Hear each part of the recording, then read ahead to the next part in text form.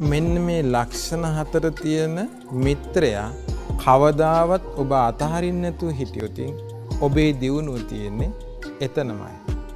අංක 1 ඔබට විපතක් කරදරයක් වූ වෙලාවට ධනයනොත් හැම දෙයකින්ම ඔබ ආරක්ෂා කරන කෙනා.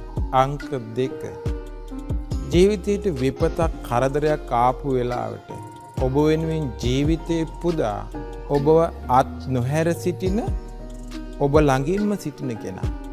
අංක 3 ඔබව පවින් වළක්කලා පිනෙහි යොදවලා දෙව්ලොවට මාවතක් කියලා දෙව්ලොවට මාවත විවෘත කරන කෙනා.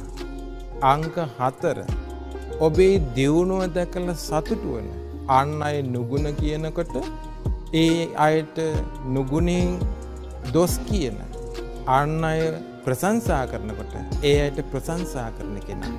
මෙන්න මේ කෙනා ඔබේ කුසින් උපන් දරුවෙක් වගේ ඔබ බලා ගන්නවා නම් රැක බලා ගන්නවා නම් ආත් නොහැර සිටිනවා.